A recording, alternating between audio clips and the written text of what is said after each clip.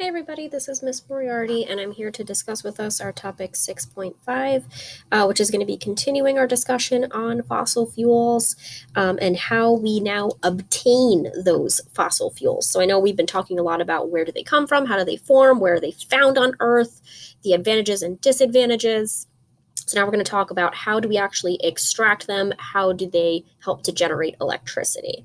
So if you can recall from our modeling combustion lab, we kind of did this on your own on that one asynchronous day. So we know the combustion of fossil fuels is going to be a chemical reaction between fuel as well as oxygen that's going to yield CO2, water, as well as release large amounts of energy. It's methane, natural gas, gasoline, propane, butane, coal. These are all fossil fuels that contain what's called hydrocarbons. So that's where we see a lot of those carbon to hydrogen bonds. And when we break those bonds and it reacts with oxygen gas, that's going to release tremendous amounts of energy that we can then harness for electrical energy. Now, I know we watched the video where Mrs. Schertz kind of explained this for us, so I'll just do this very briefly. The biggest takeaway when understanding how electricity is generated through either a coal power plant or maybe even natural gas is the following. We see that that coal or that natural gas is going to be combusted, right? That's going to produce lots of heat. We see that water in our boiler there is going to then produce lots and lots of steam. That steam is then going to be used to turn a turbine. That turbine is then going to power a generator, and it's that generator that's going to produce electricity. So if you can recall from our video with Mrs. Schertz, we know that it is the kinetic energy of the movement of that turbine that's going to be turned into mechanical energy for our generator and eventually electrical energy that's transmitted all throughout towns and cities. Now, we know some of the consequences, however, of using coal as our main fuel source is when we extract it. We know that when we extract coal, we need to mine for it, and that creates habitat destruction. We know it produces pollutants, produces toxic ash. It can contaminate soils with lead, mercury, as well as arsenic. Sometimes that can even be taken to landfills or stored in what's called an ash pond, and that can contaminate surface waters and leak into groundwater. We also know that it's going to release NOx and SOx, or sulfur and nitrogen oxides. What those can do is they can irritate the respiratory systems of humans and other organisms. It also is going to contribute to smog and acid precipitation, which we'll get more into in Unit 7. Now, what about the extraction of petroleum and oils? Well, those are going to be extracted by drilling a well through the overlying rock layers to reach the underground deposit. And then we're going to pump liquid oil out under pressure. We can also, recover this via tar sands that comes from clay, sand, and water, as well as bitumen. And it's the bitumen that's that thick, sticky, semi-solid form of petroleum that's not necessarily liquid that we have to turn into a liquid. So that's why we need to use lots of our water there. And then we know that water is going to be heated.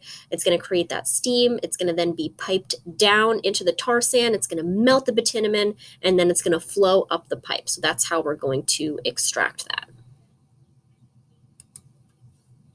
But what are the consequences of extracting oil or petroleum?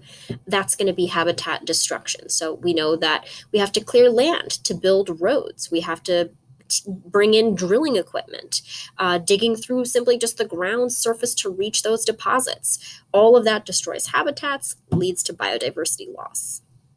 It can also potentially cause water depletion because now we're using lots of water in order to extract that bitumen as well as refine it later on. It can create water contamination in the tailing ponds that are left over from using that water.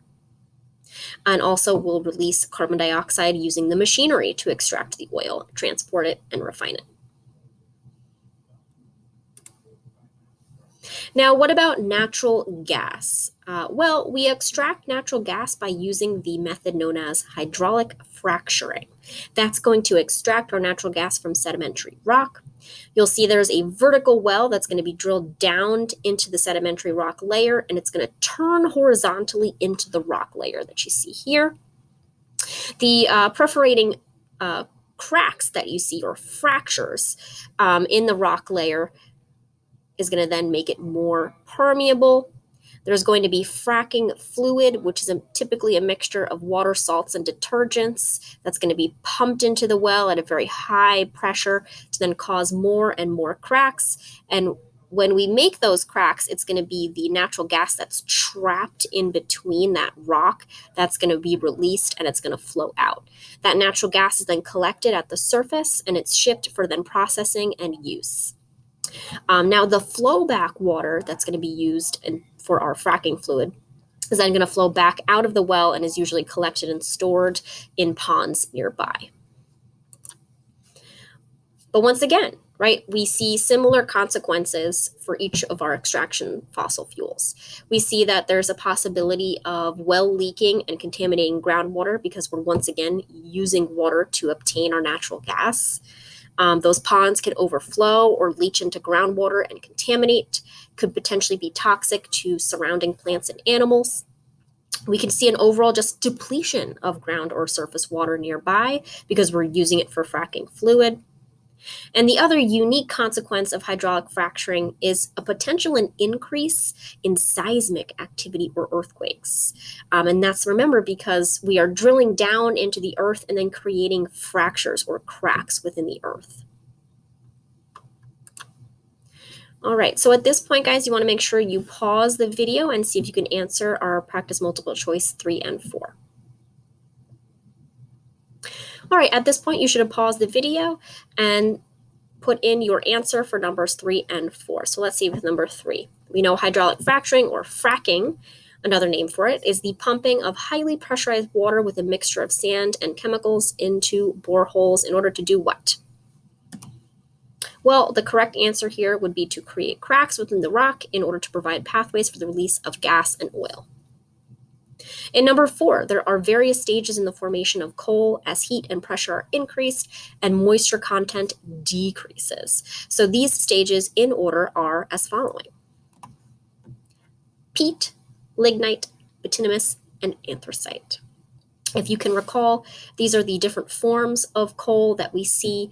And if you remember, the more energy dense it is, typically the longer it's been compressed in earth. So in this case, it's anthracite that's going to be the more energy dense form of coal versus peat. All right, guys, after you watch this video, make sure you took notes and please mark it as done.